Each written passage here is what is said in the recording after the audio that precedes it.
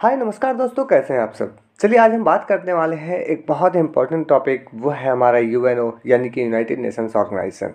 दोस्तों आप सबों को पता है कि पूरे विश्व में एकमात्र ऐसी संस्था है जो लगभग पूरे विश्व पे कंट्रोल रखती है, जो एक इंटरनेशनल ऑर्गेनाइजेशन है जिसका नाम यूएनओ यानी कि यूनाइटेड नेशंस ऑर्गेनाइजेशन है। दोस्तों चलिए आज हम सब बात करते हैं इस इंटरेस्टिंग टॉपिक के बारे में। इसके थोड़े इतिहास को समझते हैं, इसके एस्टेब्लिशमेंट को समझते हैं, इसमें प्रोसीजर को समझते हैं यानी कि इसमें काम कैसे की जाती है, इसके मेजर ऑब्जेक्टिव्स एंड प्रिंसिपल्स कौन कौन से हैं, इनके मेजर ऑर्गन्स कौन कौन से हैं, इसमें स्पेशल जो बॉडीज होती है वो कैसे काम करती है, एवं इसके साथ साथ इंडिया का स्टैंड यूएनओ के साथ कैसा है और इंडिया का रिलेशनशिप इसके साथ कैसा है। इसके साथ साथ हम लोग G4 नेशंस को समझेंगे एवं इसके स्पेशलाइज्ड एजेंसी को भी समझने की कोशिश करेंगे। इन शॉर्ट चलिए शुरू करते हैं। दोस्तों सबसे पहले हम बात करते हैं इसके इतिहास की। दोस्तों हम जानते हैं कि पूरा विश्व कुल 2 विश्व युद्धों में एक बड़ा मार झेल चुका है। दोस्तों पहला विश्व युद्ध जो पूरे विश्व में एक बहुत बड़ी खतरे की घंटी बजाकर सामने आया था, तो वहीं दूसरा विश्व युद्ध पूरा विश्व को मानो तबाह सा कर दिया था। दोस्तों प्रथम विश्व युद्ध के बाद ट्रीटी ऑफ वर्सलीज होने के बाद हम लोग ये देखते हैं कि लीग ऑफ नेशंस जैसे एक इंटरनेशनल ऑर्गेनाइजेशन की संस्था की कोशिश 1919 में की जाती है। दोस्तों दिलचस्प बात यह है कि ये संस्था की कोशिश पूरे विश्व में इंटरनेशनल पीस को ही लेकर था, लेकिन इसके जो अलग अलग ऑर्गन्स थे, जैसे इसके लीग असेंबली थी, लीग काउंसिल थी, ये इस पीस एंड सिक्योरिटी को मेंटेन करने में फेल हो जाती है क्योंकि इसके जो प्रोसीजर्स होते हैं वो बाइंडिंग नहीं होती है। इस फेल्योर से सीख लेते हुए हम सबों ने, हमारे नेताओं ने, अमेरिकी प्रेसिडेंट ने एवं विश्व के बड़े बड़े पावरफुल कंट्रीज के देश के नेताओं ने मिलकर सेकेंड वर्ल्ड वॉर के बाद फिर से ये चीज़ें भविष्य में ना दोहराई जा सके, इसको लेकर उन्होंने एक बड़ा प्लान बनाया और सेकेंड वर्ल्ड वॉर के बाद ऐसे ही एक पावरफुल और डिजाइन स्ट्रक्चर्ड संस्था की स्थापना की कोशिश की। हम लोग ये देखते हैं कि फिर इसके बाद यूएनओ यानी कि यूनाइटेड नेशंस ऑर्गेनाइजेशन की स्थापना की जाती है। दोस्तों हम लोग बात करते हैं यूएनओ की स्थापना के थोड़े से कहानियों की। दोस्तों यूएनओ की स्थापना जो हुई उसमें अलग अलग फेज में कई सारे वार्ताएं हुई, लेकिन इसके पहले सबसे पहले बता देते हैं कि यूएनओ का जो कॉन्सेप्ट है वो किसने दिया। चूँकि अक्सर एग्जाम में पूछा जाता है कि यूएनओ यूनाइटेड नेशंस ऑर्गेनाइजेशन का जो टर्म है उसको किसने कॉइन किया, तो यूनाइटेड नेशंस ऑर्गेनाइजेशन का जो टर्म है वो प्रेसिडेंट रूजवेल्ट के द्वारा कॉइन किया गया था, जो अमेरिका के प्रेसिडेंट थे। इसके बाद हम ये देखते हैं कि इसकी जो स्थापना की गई यानी कि यूनाइटेड नेशंस ऑर्गेनाइजेशन की जो स्थापना की जाती है वो अलग अलग कॉन्फ्रेंस 1941 में लंदन घोषणा यानी कि लंदन डिक्लेरेशन, 1941 में फिर से अटलांटिक चार्टर, ये प्रथम बार होता है जब विश्व के अलग अलग 2 बड़े नेताओं यानी कि चर्चिल और रूजवेल्ट एक साथ मिलते हैं। इसके बाद फिर से 1942 में संयुक्त राष्ट्र घोषणा होता है और शायद इसी समय सबसे पहले प्रेसिडेंट रूजवेल्ट ने अंतर्राष्ट्रीय संघ जैसे संयुक्त राष्ट्र संघ, माफ कीजिएगा, संयुक्त राष्ट्र संघ जैसे शब्द का प्रयोग किया था यानी कि यूनाइटेड नेशंस जैसे टर्म को यूज किया था। इसके बाद 1943 में एक तेहरान कॉन्फ्रेंस होता है। इसके बाद फिर हमें देखने को मिलता है कि 1944 में डबर्टन ऑक्स सम्मेलन होता है। इसके बाद 1945 में याल्टा कॉन्फ्रेंस होता है। फिर 1945 में फाइनली सैन फ्रांसिस्को सम्मेलन होता है जहां पर यूएनओ की चार्टर पे साइन की जाती है। दोस्तों हम लोग ये देखते हैं कि यूएनओ की चार्टर जो है जिसमें टोटल 19 चैप्टर्स हैं, 111 आर्टिकल है और इस चार्टर पे सबसे पहले जो सिग्नेचर किया गया था वो 50+1 टोटल 51 कंट्रीज के साथ के द्वारा किया गया था। हम 50+1 क्यों बोल रहे हैं, इसके पीछे कारण ये है कि 50 कंट्रीज एक साथ साइन किए थे, जबकि जो एक कंट्री पोलैंड है वो कुछ समय बाद सिग्नेचर किया था। तो चलिए कुछ और चीज़ों को समझते हैं और हम लोग देखते हैं कि यूएनओ की क्या भूमिकाएं हैं और यूएनओ जो है वो हमारे लिए इतना ही फेमस क्यों है। हम लोग देखते हैं दोस्तों कि विश्व में अनेक प्रकार के अनेक संकट आते रहती है। जैसे विश्व की कुछ कुछ संकट अभी इस प्रकार की है जो पूरे विश्व पे कहीं ना कहीं असर डालती है। तो हम लोग ये देखते हैं कि जैसे टेररिज्म का खतरा है, जैसे इन्वायरमेंट का खतरा है, ये कुछ ऐसे खतराएं हैं जो पूरे विश्व पे कहीं ना कहीं डायरेक्टली या इनडायरेक्टली रूप से असर डालती है, यानी कि इनसे कोई भी कंट्री बचे नहीं रह सकते हैं। तो आखिर कोई ऐसी वैश्विक संस्था जरूर होनी चाहिए जो पूरे विश्व में शांति कायम रखने के साथ साथ ऐसी प्रॉब्लम्स को देख सके। तो चलिए हम लोग कुछ और चीज़ों की बात करते हैं और यूनाइटेड नेशंस के बारे में जो दिलचस्प फैक्ट्स है उसको समझते हैं जो अक्सर एग्जाम में पूछे जाते हैं। अगर आप कॉपी पेन लेके बैठे हैं तो इसे नोट करना ना भूलें। तो दोस्तों, United Nations and it's organ, it is an international organization which was founded on which date 24th October 1945।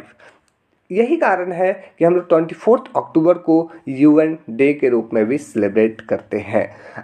और ये जो नाम है United Nations, it was coined by United States president Franklin D Roosevelt, was first used in the declaration by United Nations on of 1 January 1942 during second world. मतलब ये जो term है वो उनके द्वारा पहली बार यूज किया गया था। दोस्तों, इसके बाद कुछ और भी फैक्ट्स हैं जो आप नोट करना ना भूलेंगे। अगर हम ये बात करें कि यूनाइटेड नेशंस ऑर्गेनाइजेशन की हेडक्वार्टर कहाँ है, तो इसकी हेडक्वार्टर आपको न्यूयॉर्क यूएसए में देखने को मिलती है।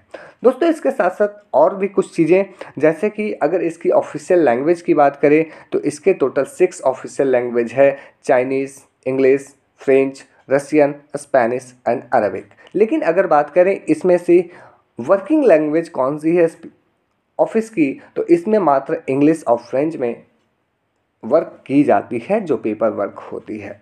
चलिए दोस्तों, कुछ और चीज़ों को समझते हैं। अब हम लोग बात करते हैं चार्टर यानी कि यूएनओ का कॉन्स्टिट्यूशन। जैसे हर देश का अपना अपना कॉन्स्टिट्यूशन होता है, एक रिटन डॉक्यूमेंट होता है, लीगल डॉक्यूमेंट जो हर तरह के नियम कानून उसमें लिखे रहते हैं। तो उसी तरह से यूएनओ का जो अपना डॉक्यूमेंट है उसे हम लोग चार्टर कहते हैं। और ये चार्टर जो है वो 24 अक्टूबर 1945 को इस पर साइन की गई थी, जहाँ पे टोटल 51 कंट्रीज में ने इस पर साइन किया था। एक पोलैंड जो है वो बाद में किया था, यही कारण है इसमें 50 लिखा हुआ है। हम लोग देखते हैं the procedure of UN is league of nations which was established with similar agenda after world war one through treaty of Versailles in 1919। यही बात लिखा हुआ है कि जो ट्रीटी ऑफ वर्सलिस हुआ था 1919 में, उसके बाद लीग ऑफ नेशंस की एस्टेब्लिशमेंट की गई थी। और इसी चीज़ को आगे बढ़ाते हुए और अच्छा करने के लिए और मजबूत करने के लिए बाद में यूनाइटेड नेशंस ऑर्गेनाइजेशन जैसे ऑर्गेनाइजेशन की स्थापना की गई।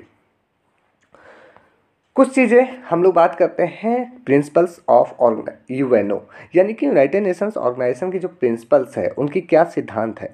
तो सबसे पहला सिद्धांत तो यही है कि promote international peace and security, पूरे विश्व में शांति और सुरक्षा कैसे कायम की जाए, ये यूएनओ का सर्वप्रमुख एक मोटिव है, एक गोल है।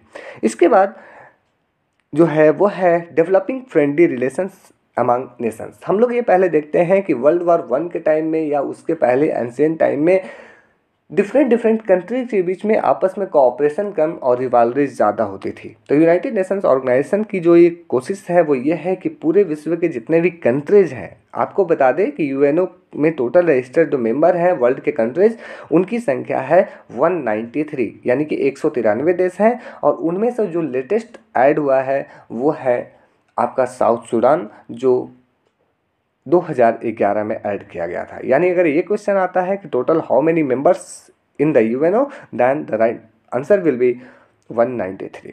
तो developing friendly among nations is the principal of UNO. And next one is upholding international law.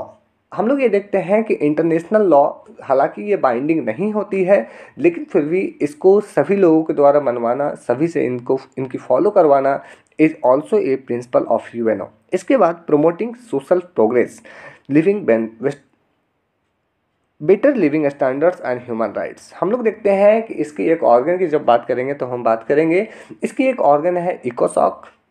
इकोसॉक एक ऐसी ऑर्गन है जो सोशल और कल्चरल एस्पेक्ट्स की बात करती है और लोगों की लिविंग स्टैंडर्ड्स को बढ़ाने की बात करती है। इसके बाद प्रोमोटिंग सस्टेनेबल डेवलपमेंट। इसके साथ साथ कुछ और भी चीज़ें हैं, जैसे कि आप देख सकते हैं कि ग्लोबल जो इश्यूज़ हैं उस पर भी यूनाइटेड नेशंस ऑर्गेनाइजेशन हमेशा कोशिश करती है उसे रिजॉल्व करके और विश्व में शांति स्थापना करना। हम लोग हेडक्वार्टर की बात कर चुके हैं, ऑफिशियल लैंग्वेज की बात कर चुके हैं, टोटल मेंबर्स की बात कर चुके हैं। अब बात करते हैं सेक्रेटरी जनरल। दोस्तों, इसके जो सेक्रेटरी जनरल हैं वो हर 5 साल के लिए चुने जाते हैं और एंटोनियो गुटेरेस 2 टर्म्स के लिए, एक टर्म पहले चुने गए थे और फिर से सेकंड टर्म में अभी चुने गए हैं। एंटोनियो गुटेरेस जो है वो पुर्तगाल के से बिलोंग करते हैं, अब वो अभी हमारे यूएनओ के सेक्रेटरी जनरल हैं। इसके बाद आपको हम आर्टिकल्स और चैप्टर्स के बारे में ऑलरेडी बात कर चुके हैं। UNO system is made of main organs established by UN charter, ये भी बात कर चुके हैं। स्पेशलाइज्ड एजेंसी की प्रोविज़न की बात करें तो वो हमारे आर्टिकल 57 ऑफ चार्टर में इसकी बात की गई है। इसके साथ साथ funds and program established by general assembly under its authority derived from article 22 of charter. जो स्पेशल फंड्स एंड प्रोग्राम है वो आर्टिकल 22 में इसकी बात की गई है। चलिए कुछ और बातें करते हैं। अब हम लोग काफ़ी इंपॉर्टेंट फेज में पहुंच चुके हैं, जो है हमारा यूएनओ के ऑर्गन्स। इसको ध्यान से सुनिएगा। हम लोग ये देखते हैं कि यूएनओ, यूनाइटेड नेशंस ऑर्गेनाइजेशंस, ये एक बॉडी नहीं है, ये अकेले काम नहीं करती है, यानी कि इसके अलग अलग इसके ब्रांच हैं।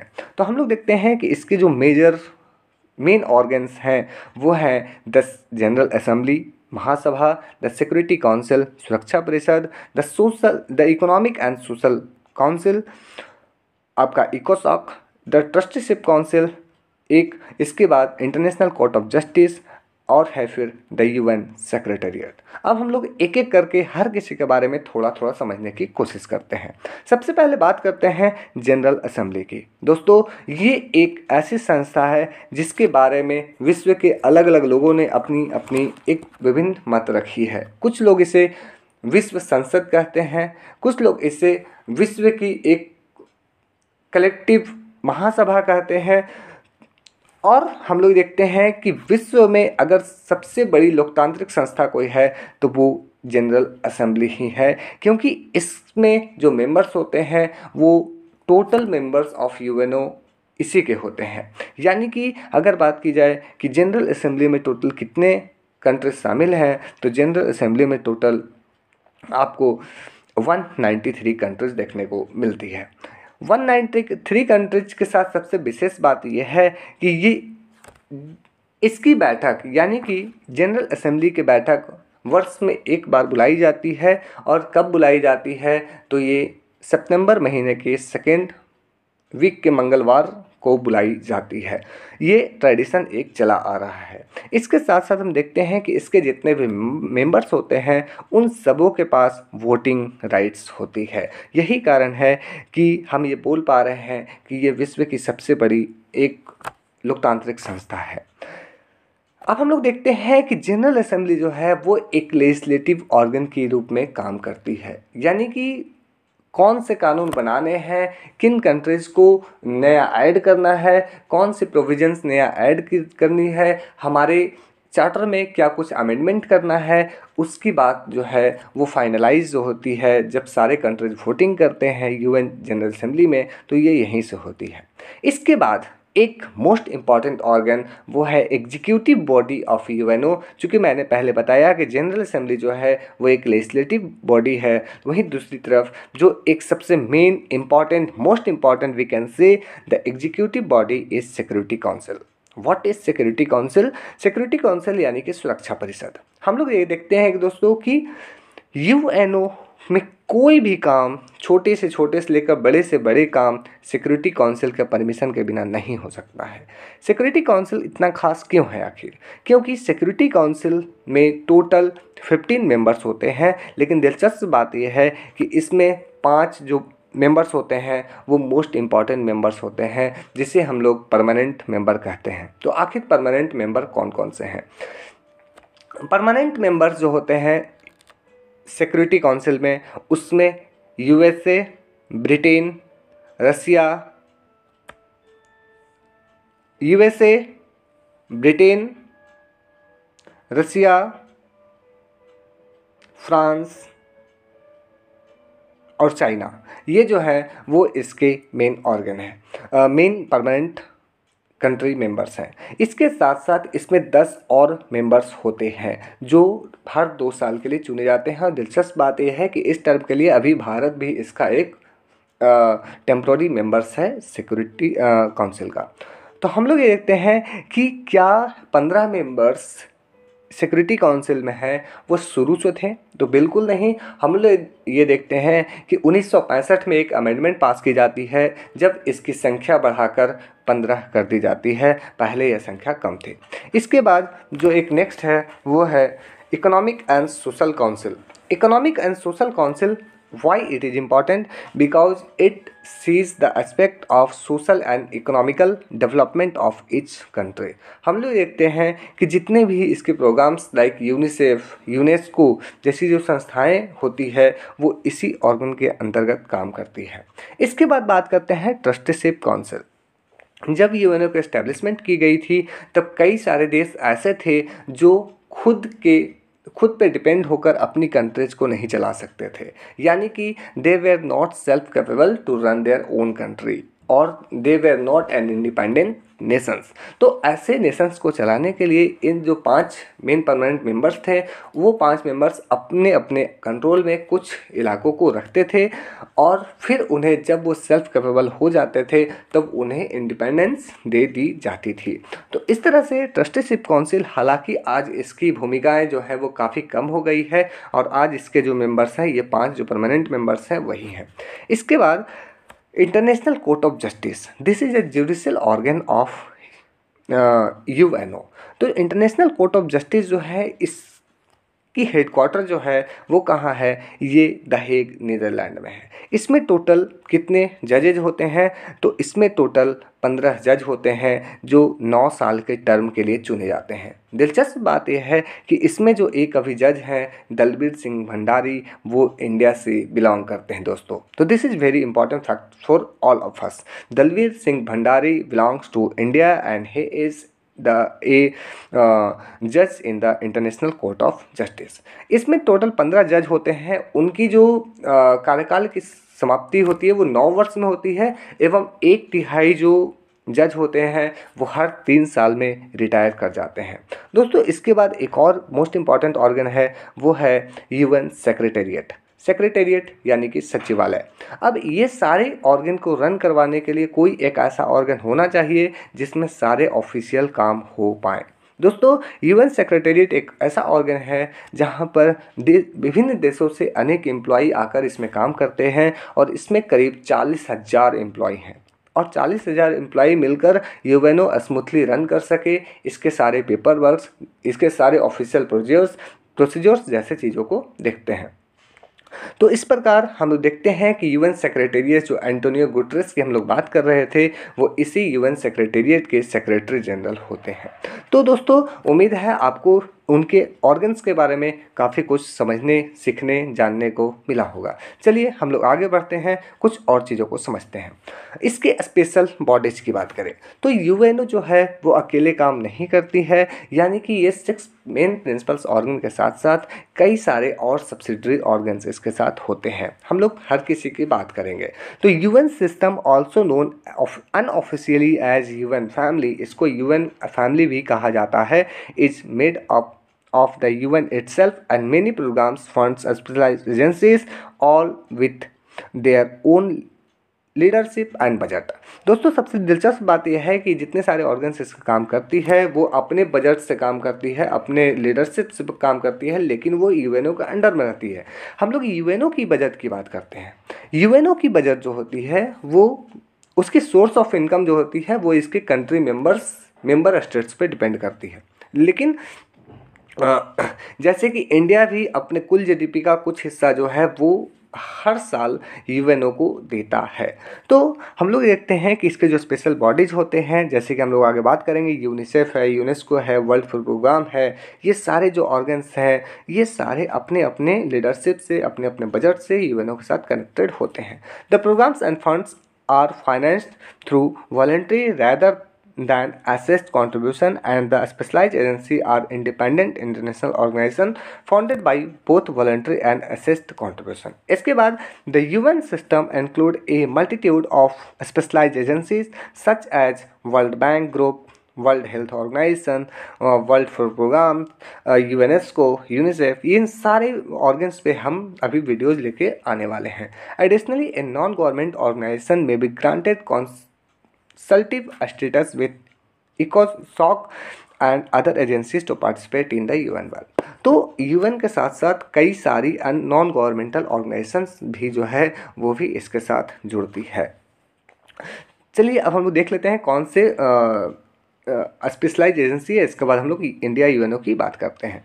तो हम लोग देखते हैं कि इसमें जो बहुत सारे स्पेशलाइज एजेंसी हैं, ठीक है, इसकी जो प्रोविज़न है वो आर्टिकल 57 और 63 में की गई है। तो हम लोग देखते हैं कि इसमें FAO, ICAO, आप इसके नामों को पढ़ लीजिएगा, IFAD, ILO, international labour organisation, जिसकी एस्टेब्लिशमेंट 1919 में की गई थी दोस्तों। इसके बाद IMO, IMF, international monetary fund, जिसकी एस्टेब्लिशमेंट 1944 में ब्रिटेन वुड कॉन्फ्रेंस के साथ की गई थी, और इसी के साथ वर्ल्ड बैंक की भी स्थापना की गई थी। इसके साथ साथ ITU, यूनेस्को काफ़ी फेमस है, यूनेस्को हेरिटेज के बारे में आप सुने होंगे, UNIDO, UPU, world bank group, WIPO, WMO, UN, WTO। तो इस सारी चीज़ों को आप जानते होंगे, और नहीं जानते हैं तो अभी इस सब चीज़ों को नोट कर लीजिए। अब हम लोग बात करते हैं थोड़ा से इंडिया एंड यूएनओ को। दोस्तों हम लोग इंडिया को देखते हैं कि भारत तो अंग्रेज़ों से आज़ाद 1947 में होता है 15 अगस्त को, लेकिन यूएनओ का स्थापना भारत की आज़ादी से पहले यानी कि 24 अक्टूबर 1945 को हो जाती है। तो क्या भारत यूएनओ के फाउंडिंग मेंबर है या नहीं है? दोस्तों हमें दिलचस्प बात यह है कि India is also a founding member of, या तो फिर India is also a original member of UNO. This is very important and interesting question.